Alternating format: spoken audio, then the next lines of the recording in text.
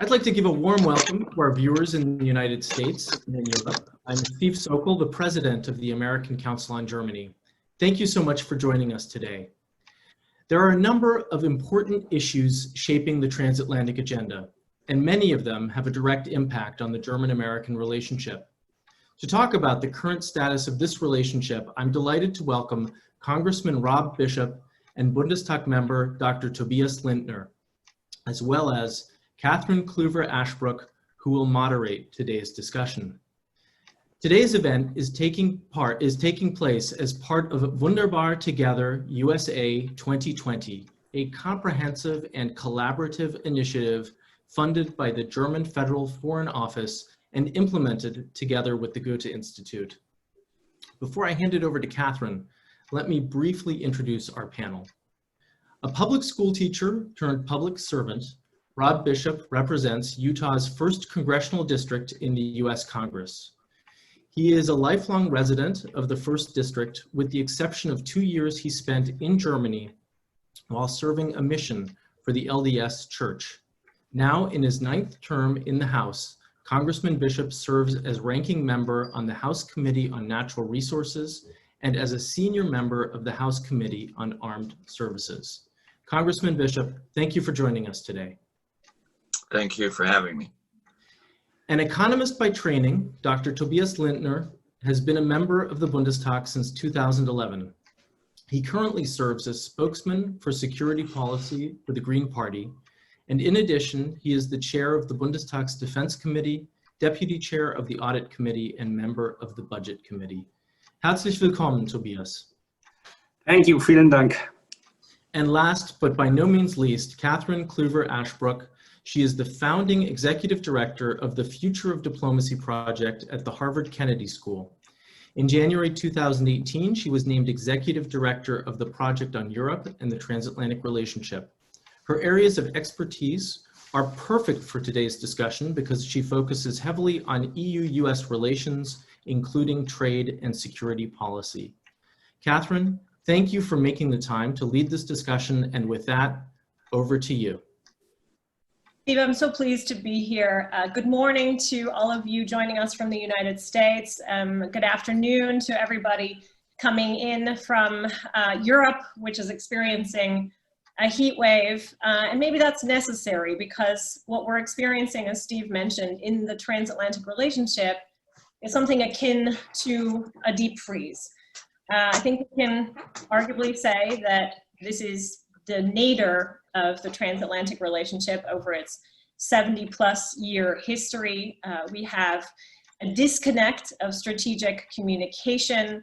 We have an appalling lack of trust, and Tobias is witnessing in my home country, Germany, a rise of anti-Americanism that I certainly haven't seen in anything like it comparably to maybe the early 80s when, of course, a controversial decision about the deployment of NATO protection basically brought down German government and split a country deeply. So here we are at a critical junction, less than 100 days out from a national presidential election in this country.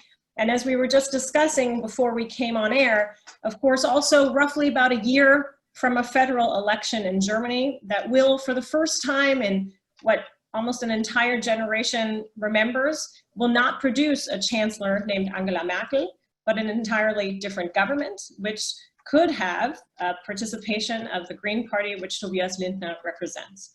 So I'm very pleased to have both of you here. I want to start this discussion with some of the burning issues on the transatlantic agenda this summer, and that certainly is the announcement of a US troop withdrawal, 11,900 American troops to depart Germany, not in the next year or two, but rather rapidly, 6,400 troops to come home and be deployed on a rotational basis from the United States, just over 5,000 troops to be reassigned in Europe. And it's interesting perhaps here to note that they are to go to Italy, Belgium, both countries where the discussion around the GDP contribution to NATO defense is in fact percentage-wise lower than the 1.58% GDP NATO expense that Germany brings to the table.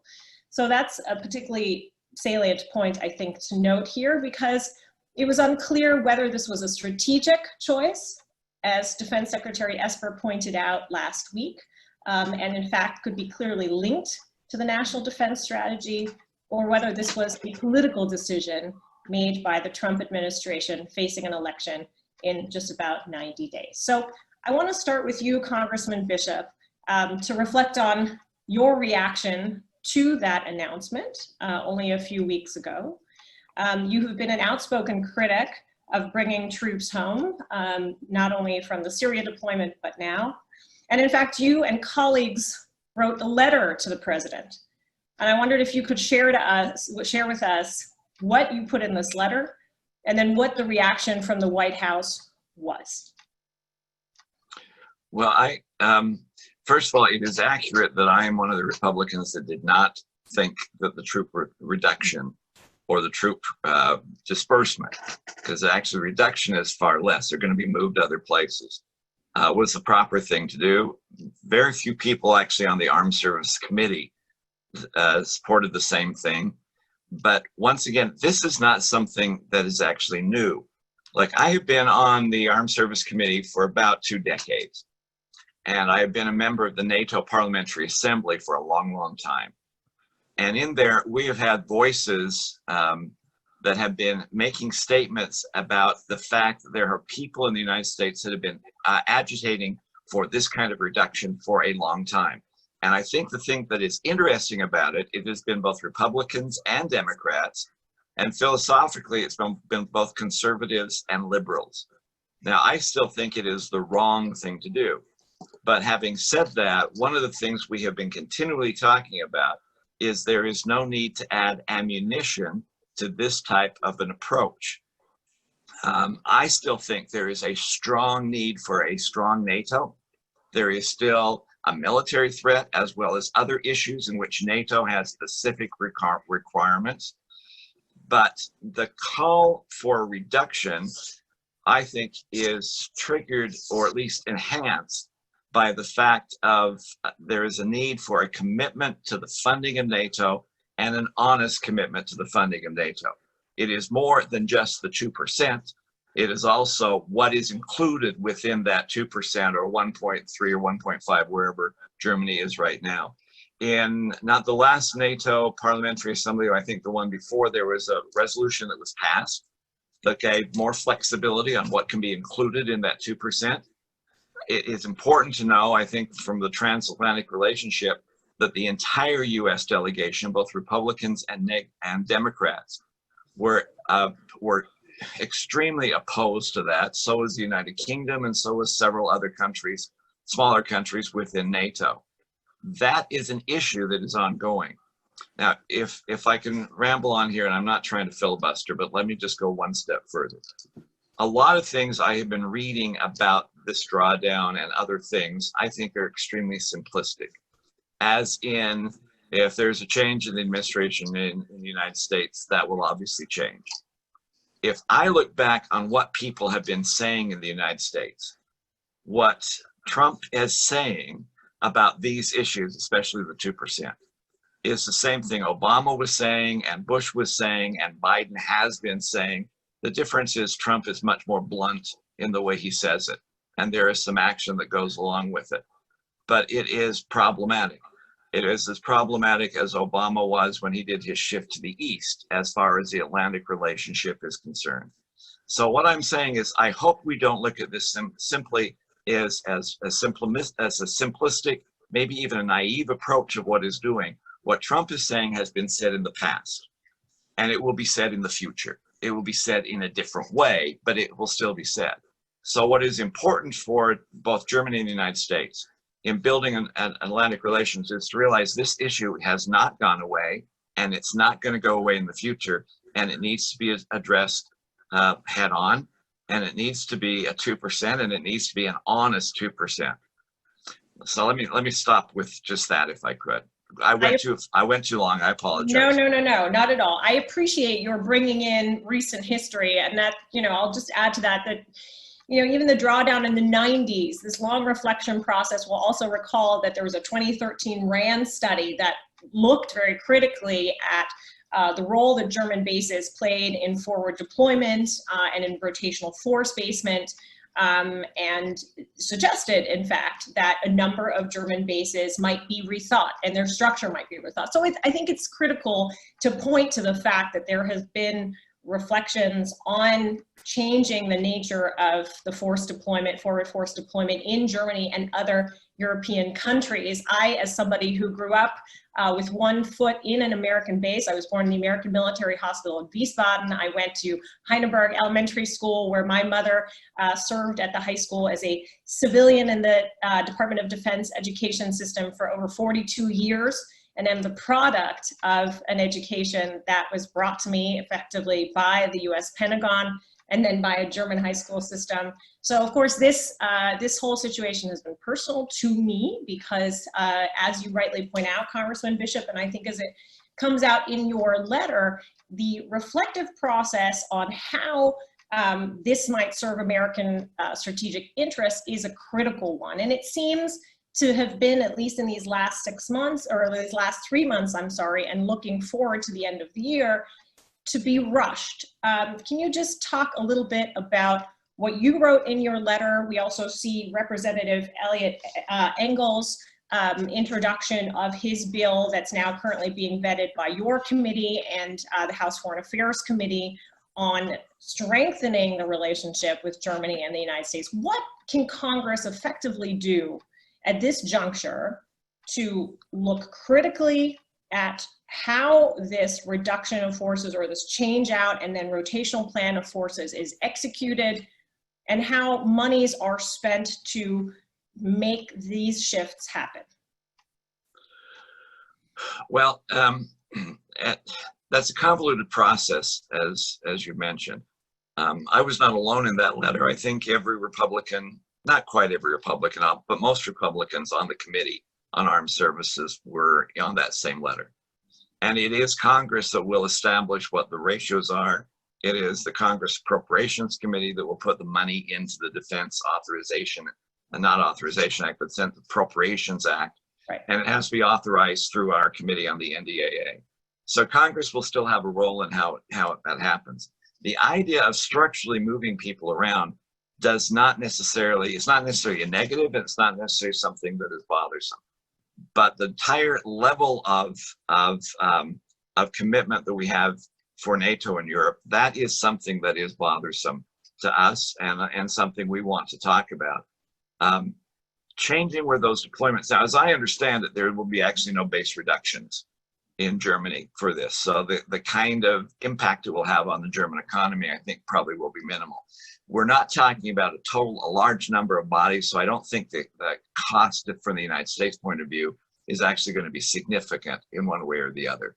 But what it is doing is, if there needs to be some kind of new forward momentum for deployment, we need to talk about that. But it is Congress that is still concerned about the overall commitment that the United States is making to NATO. And what I'm saying is the voices that have wanted for a long time to reduce that commitment have been boistered by some of the actions that we're dealing, and just with the 2%. That 2% has become maybe the focal point or the crux of how those people react to that, how they move that forward, how that argument is made over here. It is not helpful that 2% is not being made by everybody. That's probably the biggest argument that is there right now. And I don't want us to lose focus on that. And as you rightly said, that happened in the last administration, actually the administration before that, even though it wasn't formally adopted back then, but people were saying the same thing. And they'll be saying it going forward too, especially if we don't come up with a better definition of what should and should not be included in that 2%. Well, Tobias, I want to bring you into this conversation because I primarily want to ask if you think that the conflation of the 2% piece is fair. And as Andrew Sabo notes in the chat, and as I noted in my introduction, the current plans are, yes, to move some troops to Eastern Europe, but also to move troops to Italy and Belgium, which are below that commitment, the commitment that Germany is making, and it has stepped up over the last 2 years. 2019, 1.36% of the GDP, if I'm correct. You're the economist, so you'll sort me out if I'm incorrect.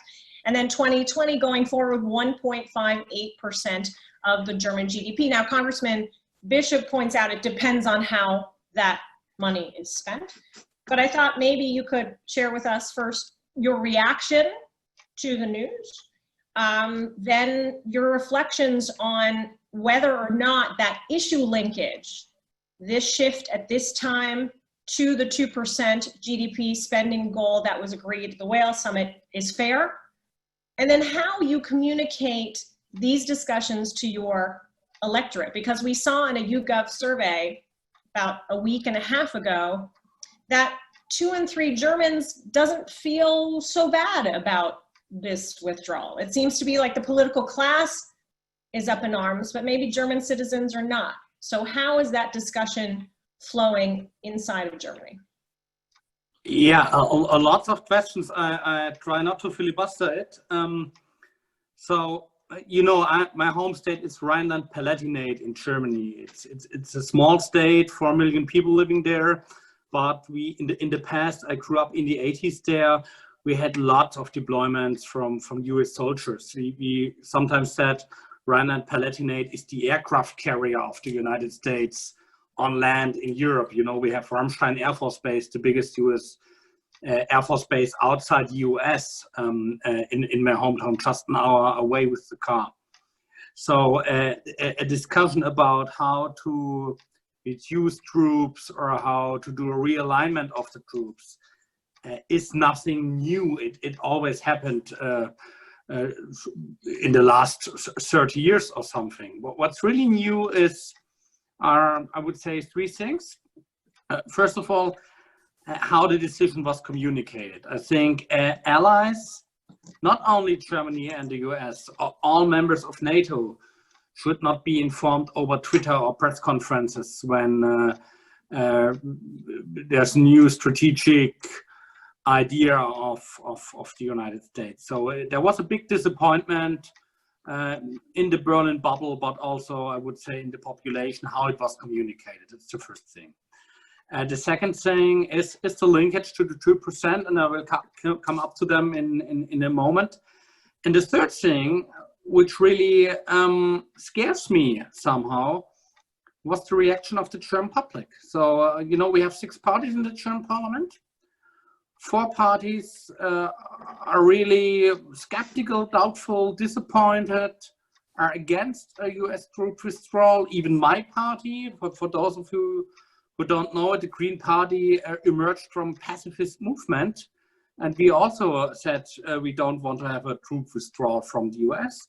And only 2 parties, the extreme left, the Left Party, and the AfD, the right populist party, those were the only ones who really agreed on the decision of the president. And you mentioned opinion polls. Last week we got a poll where I think over 40% of the German population said, oh, that's fine if the US are moving out. other political parties like the left said, oh, the US should go home in total. And I don't think that's not the way how the relations should be. So on the 2%, and I'm very thankful to Rob that he mentioned that the 2% debate is nothing new, and it's nothing which is only brought up by the President of the United States. In fact, the 2% indicator was the first time introduced when we had a red-green government in Germany at the beginning of the 2000s.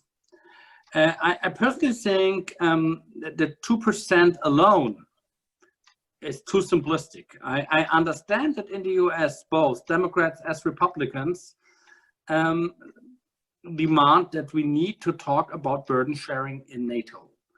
There's no free ride for anybody. And even as a Green, I would say we need to do more when we talk about NATO. We need to do more when it comes to burden sharing. Germany needs to do more.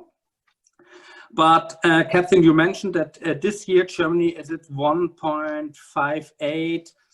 I think we will meet 1.6 this year with our share of defense spending. And the reason for that is that the economy goes down, that the economy is in a recession. So having the fact that we are spending 1.5 something for defense doesn't help NATO, doesn't help our troops, which are not in the best condition, to be honest. We have to invest more in military systems and their material and in ammunition and you name it.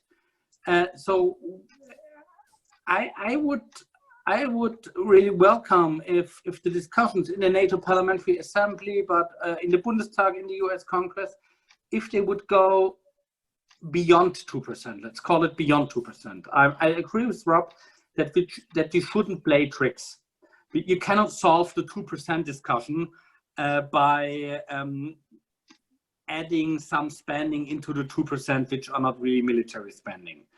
And to be honest, the German government tries to be very, very creative in terms what can be reported to NATO, but other countries do it too.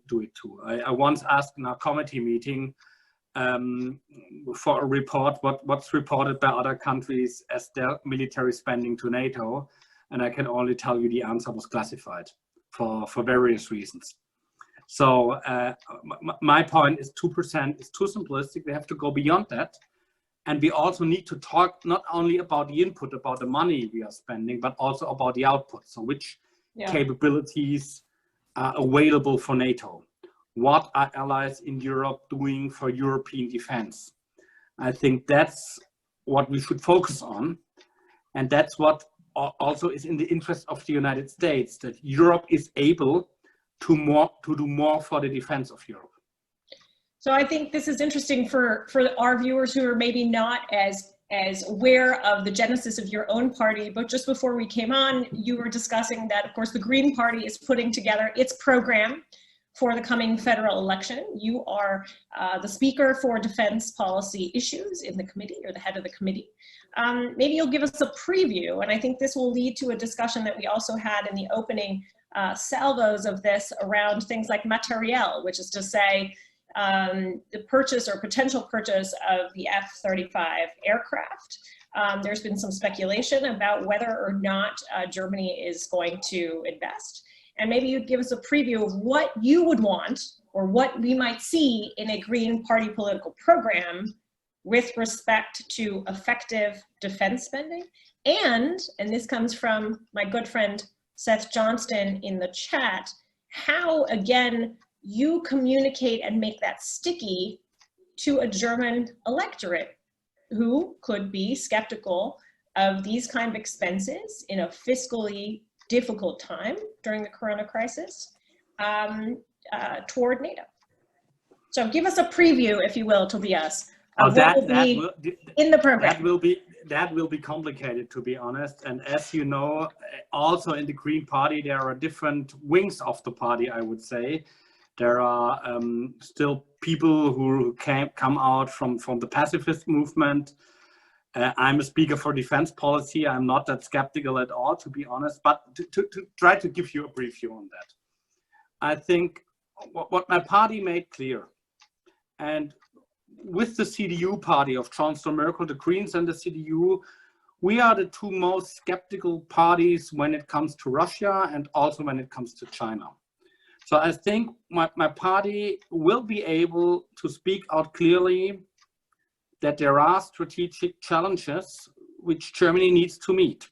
We need to meet them by military means, but also by diplomatic means, by economic means. So we need to have a holistic approach for that.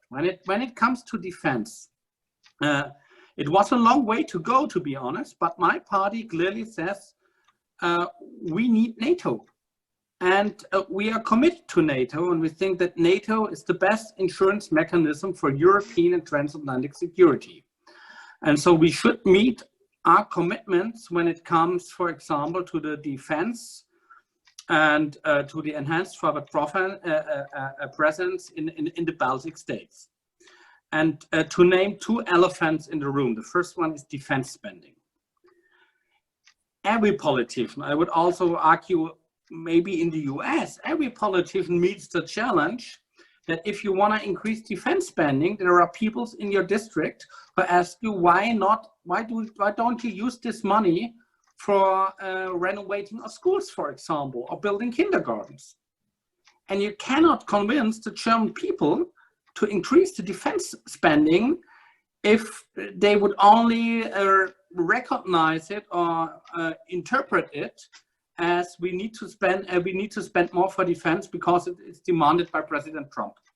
This is, I agree with Rob, this is too simplistic. When you really have a chance to convince the German people to spend more and to invest more, you need to talk about our own interests, the German interests in Europe, our strategic challenges, and you need to talk about the state of the German armed forces and why investment is necessary.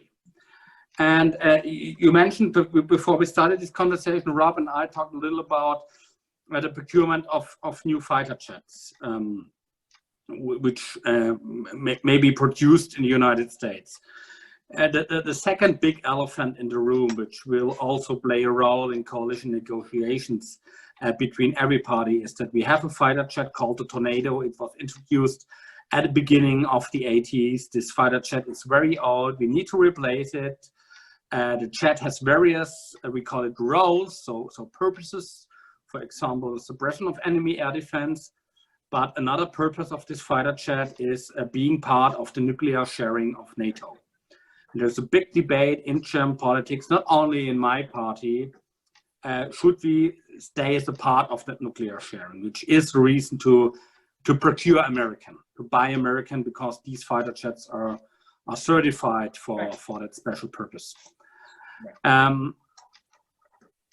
My party has the goal that one day Europe will be free of nuclear weapons.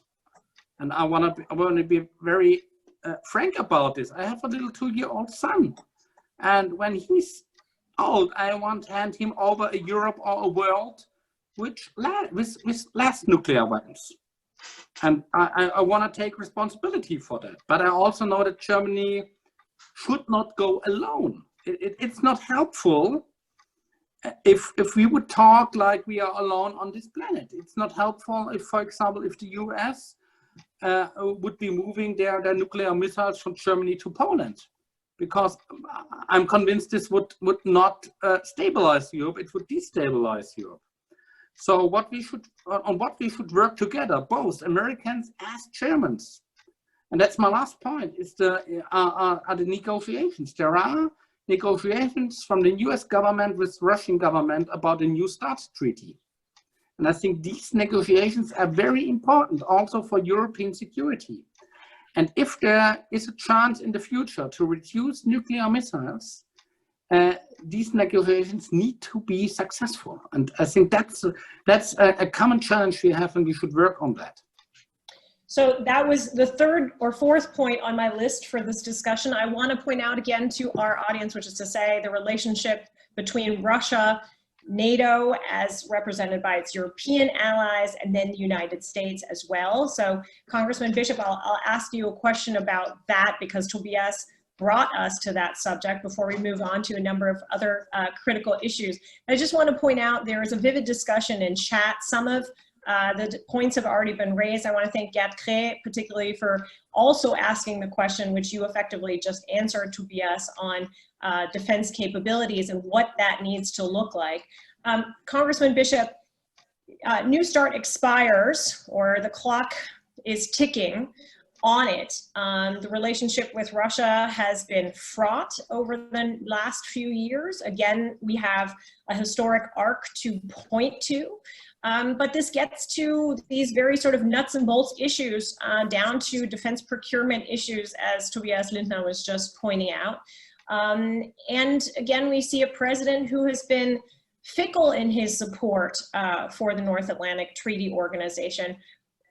In Congress, in your role in the committee, how are you framing this? How are you, if you know we need to push on a timeline, how are you increasing the pressure potentially on the administration to move forward on these negotiations? Well, I appreciate the direction in which the question is going. I think as we started off talking, I made my basic point. The underlying belief is that NATO is still necessary and that Russia still provides a problem, a concern. And as long as the Russians are still in the Ukraine and in Georgia and are doing to the Baltic what they're continuing to do to the Baltic areas, there has to be a very strong NATO. And that's why I also said there were voices, not in this administration, but there were voices outside that have always wanted to reduce NATO. And I'm trying to take away the ammunition because I think that is simply the wrong approach to do it. I also am clearly aware of what the German government has done in their own military preparedness.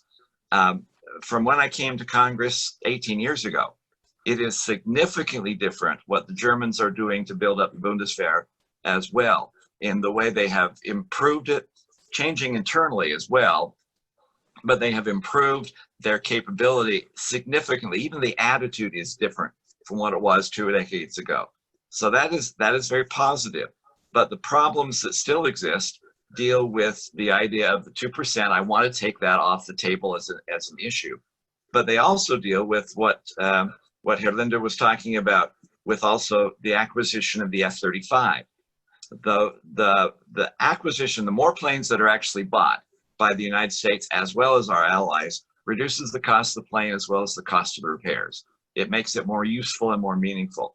But more important than that, it is part of an integrated defense. And that is something that's also different from the years when, I'm glad you said you have a relationship to Heidelberg. That's where I spent most of my time when I was living in Germany, well before you were ever born.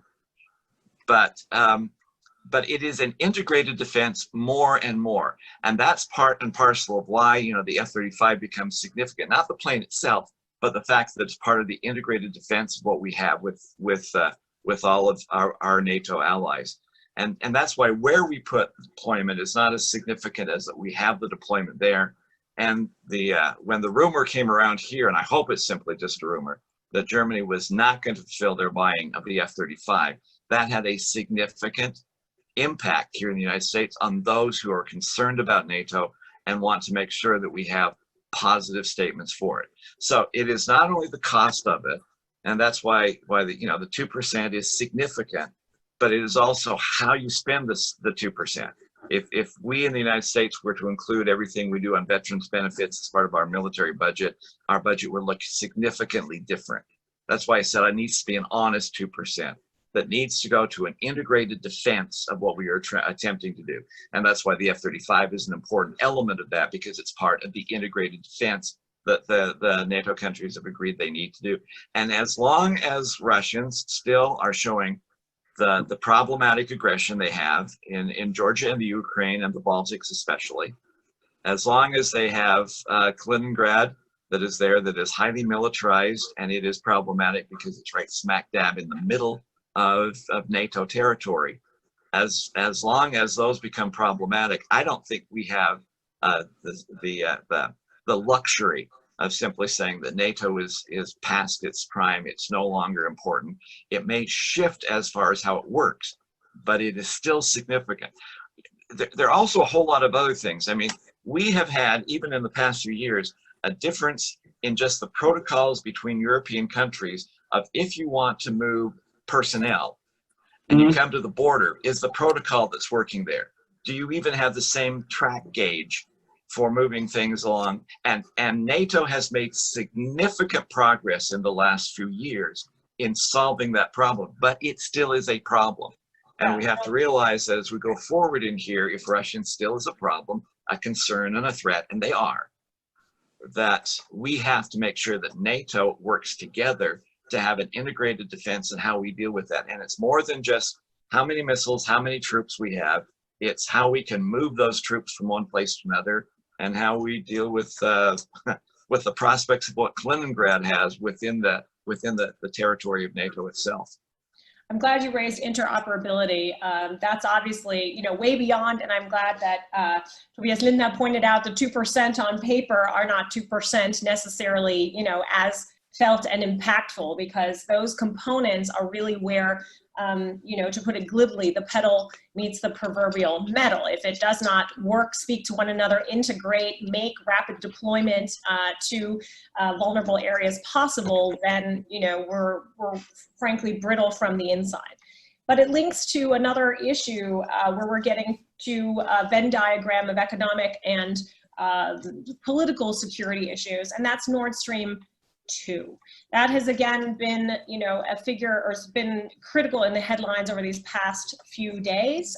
Clearly, we've had since 2019 the threat and effective usage of sanctions, and we have a whole event that the ACG is running tomorrow. So if that is your particular interest, I will just want to get short responses or reflections from both of these gentlemen here. But if that's your particular interest, then please tune in tomorrow. But we saw two things happen in the last 2.5 weeks. The State Department revised its guidance on pipeline sanctions for CAATSA, the Countering America's Adversaries Through Sanctions Act, which effectively makes it possible, legally possible, to increase the sanctions remit. And then we saw a letter written by Senator Ted Cruz, Tom Cotton, Ron Johnson, which effectively put the Fährhafen Sassnitz on notice that sanctions could be forthcoming, formal legal notice effectively. And I want to get both of your reads on that. In the United States, that's certainly interpreted as a pushback against Russia. It's been a controversial issue in German politics since the very beginning. But it's been interesting to see that the reaction to the Cruz-Cotton-Johnson letter in Germany has almost been unified. So Tobias, could you share a little bit with us what the current debate is on Nord Stream 2 and what the reaction was to this letter by the 3 US senators? Yes, sure. I will do in a moment, but let me first of all make one comment on the F-35, because I don't want to leave here a misunderstanding in the room. Rob, to be very frank about this, there is no official cancellation of the F-35. The current state is that the German MOD, not even the German government, there's no agreement about this within the current German government, is that the German MOD has decided to negotiate with Boeing to procure 45 airplanes of the F-18. One reason not to procure for the MOD, I must say for the MOD says we don't want to procure the F-35 because Germany and France want to develop a common fighter jet in the future, and this might not fit into the program.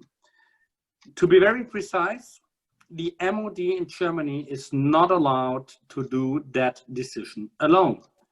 They need a permission of the Appropriations Committee, on which I'm serving on, and they need to negotiate a contract with the US government as well as with Boeing, and to hand it in for appropriation in the next term, maybe in 2023.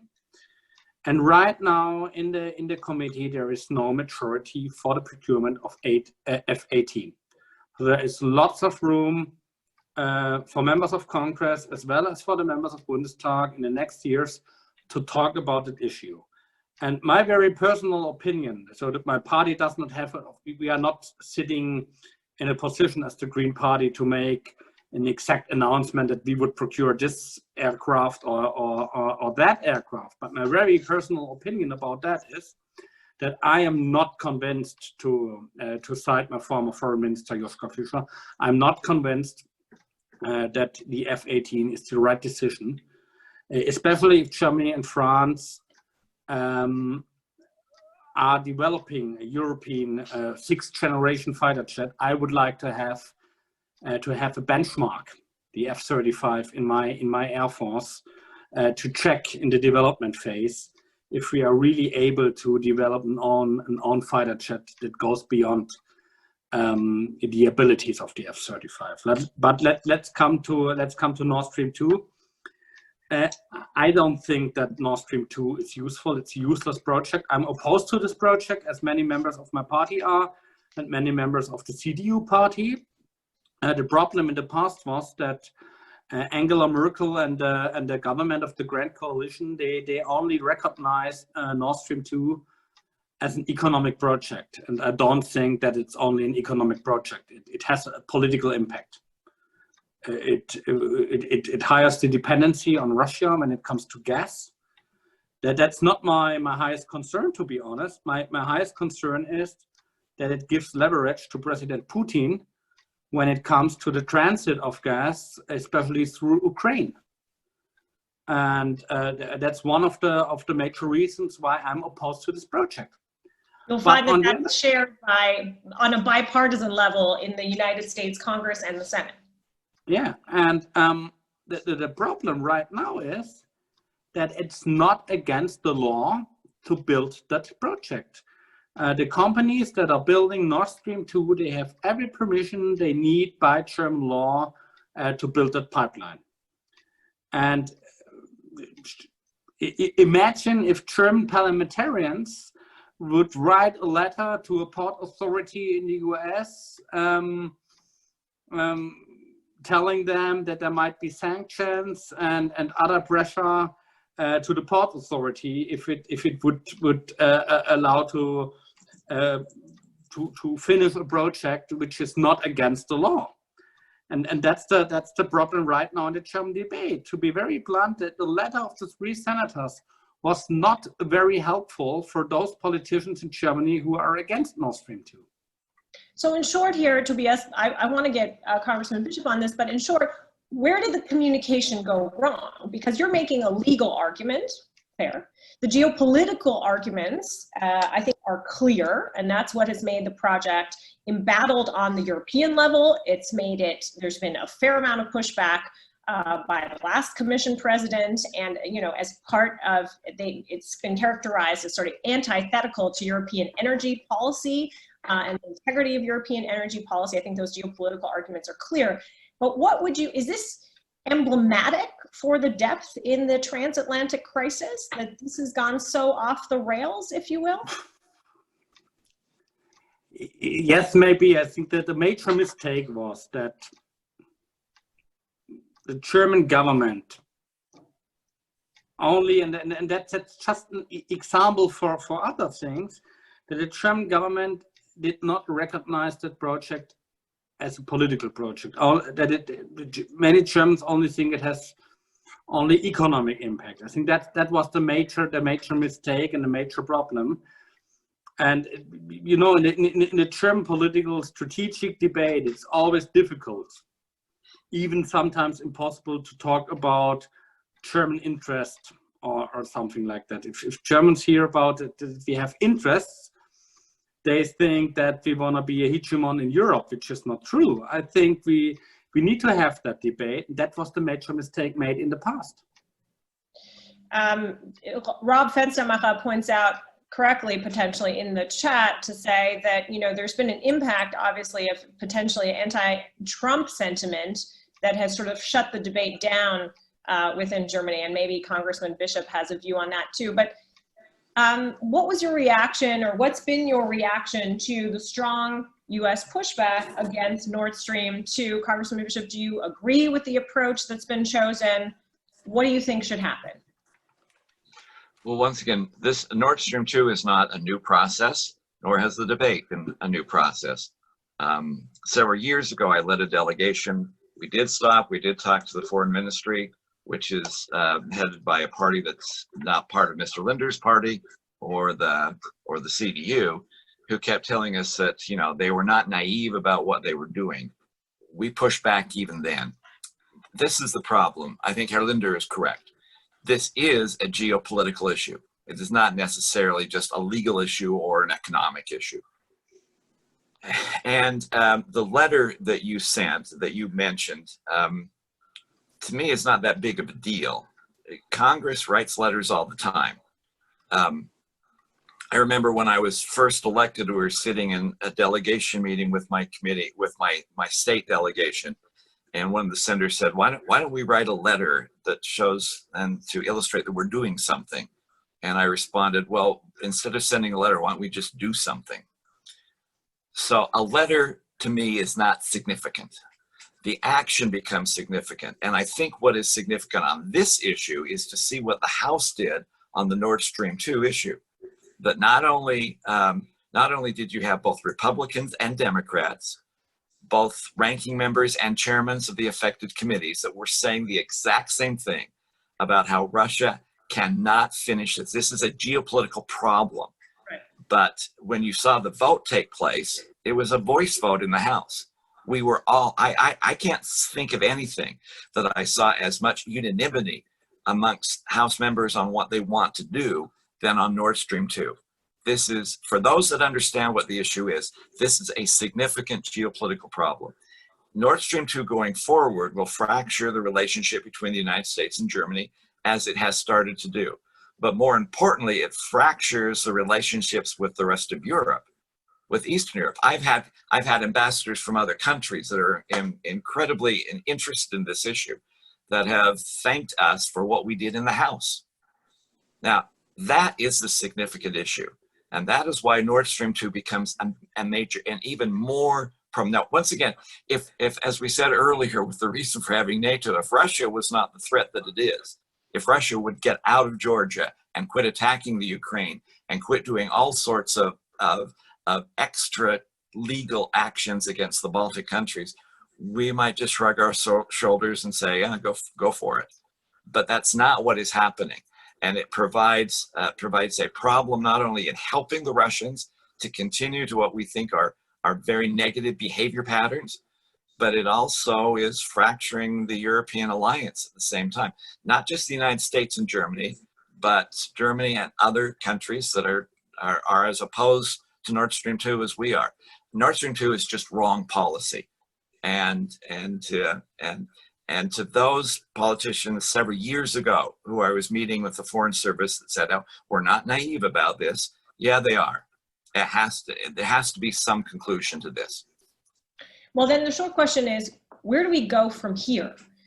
Earlier, when the sanctions piece came up in 2019, based on the joint bill by Senators Cruz and Jeanne Shaheen of New Hampshire, the compromise, if you will, negotiation was around the liquid natural gas portals, effectively, right?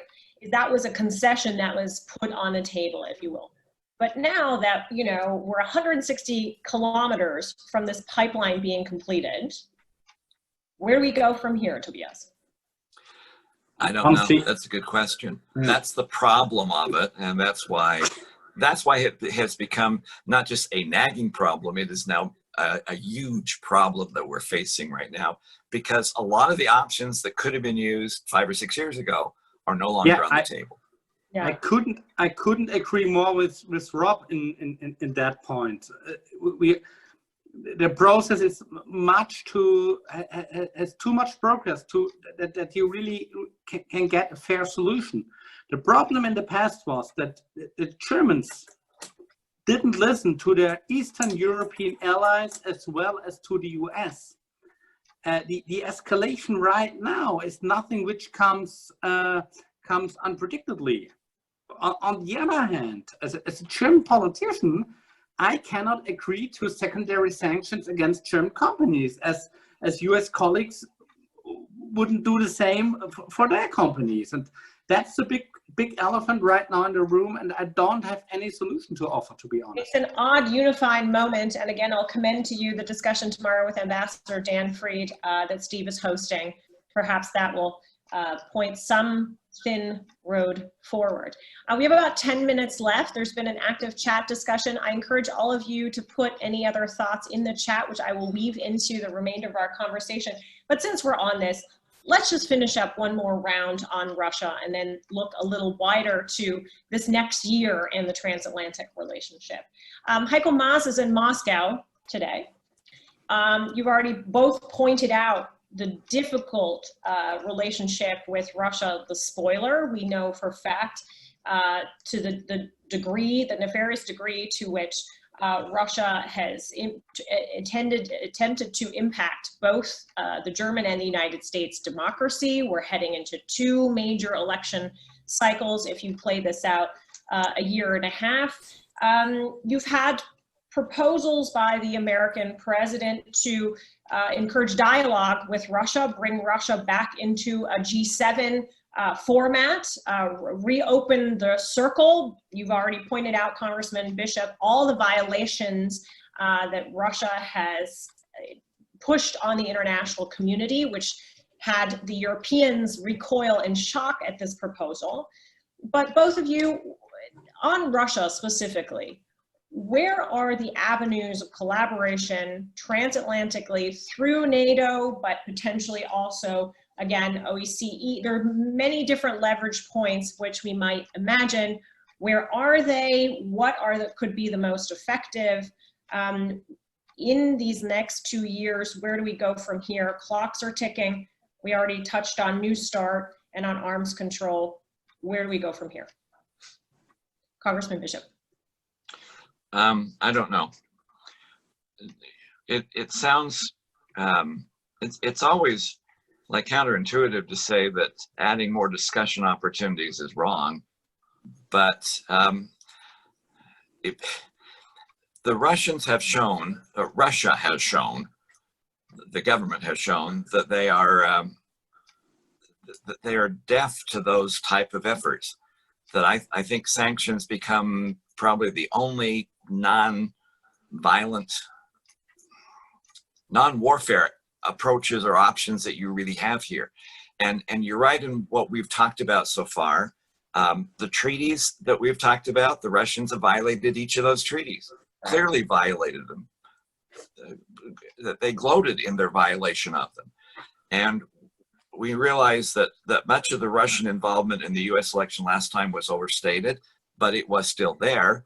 And it's not just the elections. The Russians have been using social media to try and drive a wedge between the United States and the rest of Europe all over the place. And they've done it on economic issues, they've done it on issues, and that is not something that's also new. It's happening this administration, it happened through the Obama administration, it even happened in the George W. Bush administration, where the State Department at that time started an initiative to try and push back on the social media abuse that Russia was doing towards the United States and towards the United States economic interests as well as their political interests. So Russia is still a bad player in this particular system. And I don't think this is the time to cut them any slack whatsoever, which is why Nord Stream 2, I think, is wrong, but also increasing their admittance to other international issues. This is not the right time to do that either. Tobias, how do you think about the future relationship with Russia and transatlantic pressure points on Russia? Do we have any? What are they? So first of all, I think that the biggest challenge in the next year when it comes to the elections in Germany is not to have a naive view on Russia. Many Germans think that we have a special relationship with them. I do believe that they are a neighbor country on the European continent. We need to have a constructive relationship with them. But our main interest should be to bring Russia to comply with international law. And it should be very clear, as long as Russia is violating main points, main aspects of international law, as long as they are occupying Crimea. And I think the main lesson of World War II in Europe was that you cannot modify borders by using force, military force. As long as they are doing so, they cannot go back to G7. Or you cannot go back from G7 to G8. I think what we need to do and what we are doing right now, that's also fake news sometimes in the German public debate. Some Germans from some parties are always arguing we need to have a dialogue with Russia.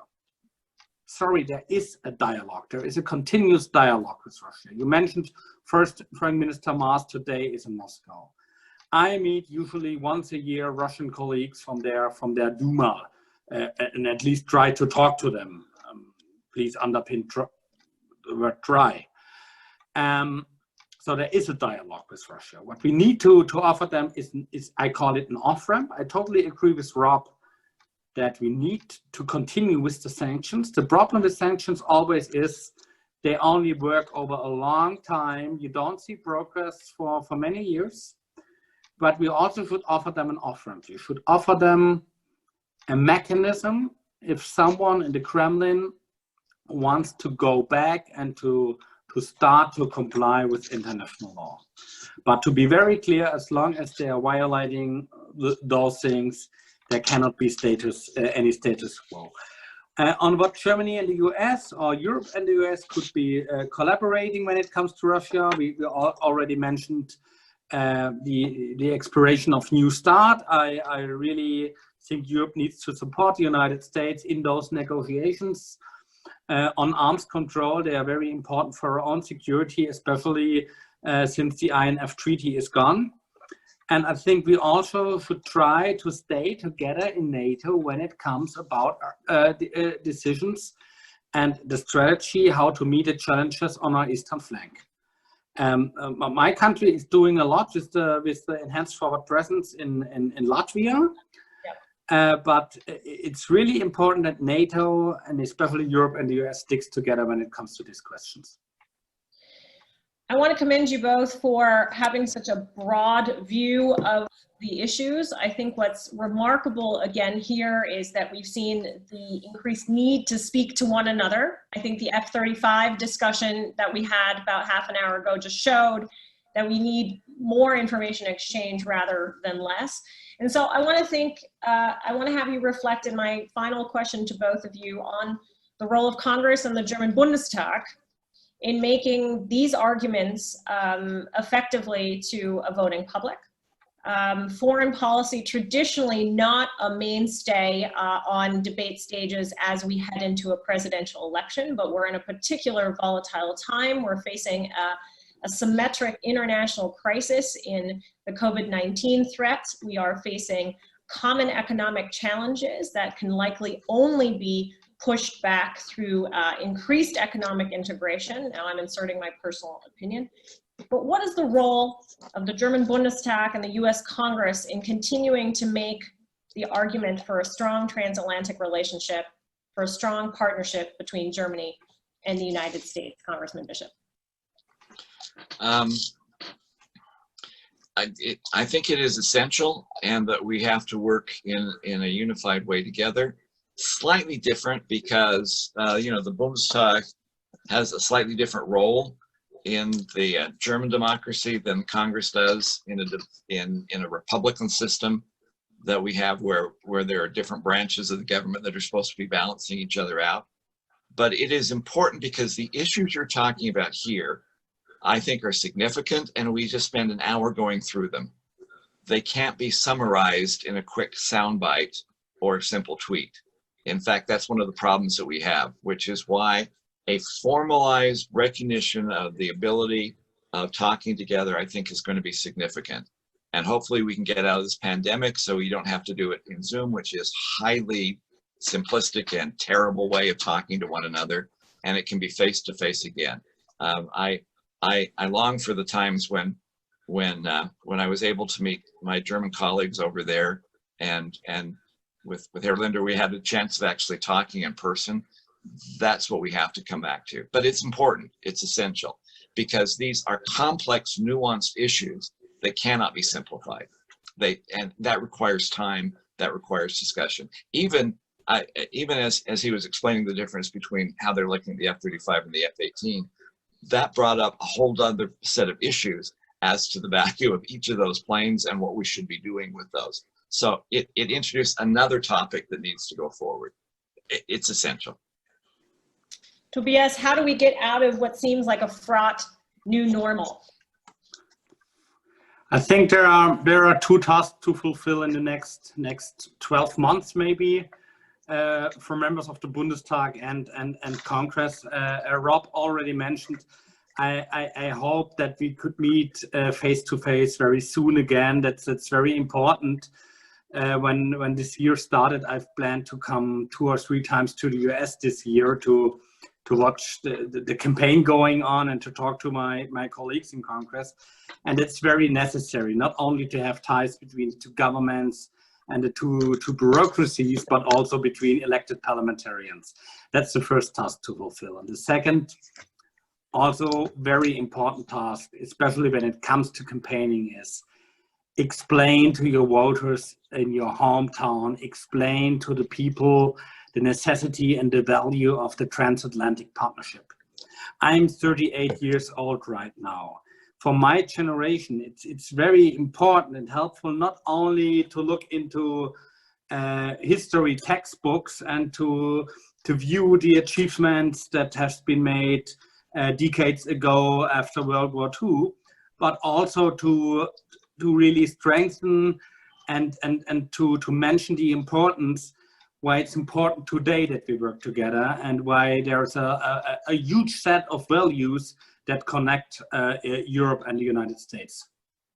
I think that's a beautiful way to end and to point out again that this conversation is sponsored by Wunderbar Together, the year of activities that stress all the various different facets in the way that Germany and the United States are connected. My own biography I would not be if not for a transatlantic relationship and this connection. And Norbert Röttgen said it in a tweet, of course, that losing American troops from German grounds, German bases, also breaks a strategic link in common understanding of the population. So I'm glad, Tobias, you brought that up to conclude this discussion. Thanks, Steve Sokol and the American Council on Germany for hosting this discussion. And thank you both for being here. Well, actually, our thanks is to all three of you. This has been such a rich discussion, and I want to thank you all for underscoring the importance of dialogue. That's what we're all about at the American Council on Germany. And my takeaway is that despite some very severe challenges, there are also terrific opportunities for greater German-American collaboration. So my only hope is that we can convene sometime again soon in person. This conversation would have been even richer if we had been able to sit together and talk about some of those gnarly details that you've all helped uncover. But Congressman Rob Bishop and Bundestag Member Tobias Lindner, thank you for being so frank and open today. And Cathryn Clüver Ashbrook, thank you for masterfully guiding us through this discussion. This has been fantastic and could easily have gone on for another hour. So thanks again. And stay well. And of course, thanks to all of our viewers as well. As Cathryn mentioned, we do have an event tomorrow that is focused solely on Nord Stream 2 with Ambassador Dan Fried from the Atlantic Council and Dr. Kirsten Westphal from Stiftung Wissenschaft und Politik. If that's interesting for you, please sign up. But for now, a huge thanks and stay healthy.